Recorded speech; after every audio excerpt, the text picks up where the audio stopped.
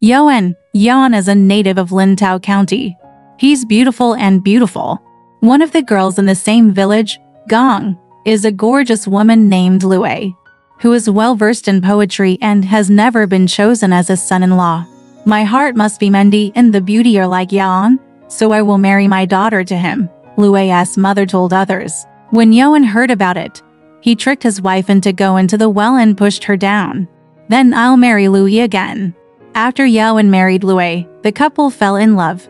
However, Yuan was not very comfortable with her beauty, often doubted her, and kept her at home all day. As soon as Lue acts, he will follow her closely. Lue wants to go home to her mother. Yuan will use her two elbows to prop up the robe and cover her to go out. And when Lue gets on the car, Yuan will seal the door of the car and make a mark.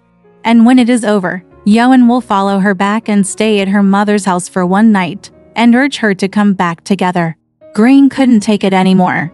If I have a man and a woman in my relationship, where is your petty demeanor that you can handle?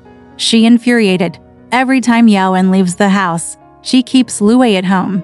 Green hates his behavior even more, and when he leaves, deliberately puts the key outside to make him suspicious. Yuan came back and saw the key rage, and asked Lue, where did the key come from? I don't know, Ms. Lu said indignantly. Ms. Yu became suspicious and was even more wary of Ms. Lu. One day, Yuan came home from outside and listened for a long time before opening the door. He crept through the door's slit in fear of the sound of the door. Inside, I saw a man lying in his bed with a mink cat on his head. As soon as Yuan got furious, he ran into the house with a knife, and he was very violent. When I looked closer, it was Greenie who slept during the day and covered her face with a mink cat for fear of the cold.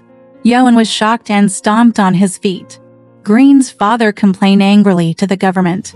The government took Yuan from the ultimatum, stripped him of his clothes, and tortured him. Yao lost his fortune and paid a lot of money to bribe the officials. But since then, he's lost his mind.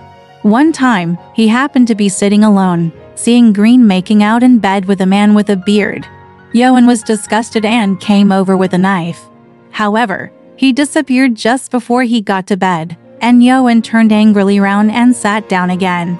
Furious, Ms. Yao chopped the bed with a knife, shattering the mattress and bedding. Then, angrily holding a knife, he waits at the bedside and sees Ms. Lu standing face to face with herself, watching him laugh. She slashes away with a knife and cuts her head off immediately, and when she sits down, she shows up again, smiling as she always does. Turn off the lights at night, and you hear the noise. Every day, unable to bear it any longer, Yuan sold all of her fields and wanted to move elsewhere. At night, the thief dug up the wall again and came in and stole all his money. Since then, Mr. Yao has been so poor that he has died in anger. The neighbors swept him over with a reed and buried him. Alright, this story has come to an end. If you liked it, please give it a thumbs up. Thank you.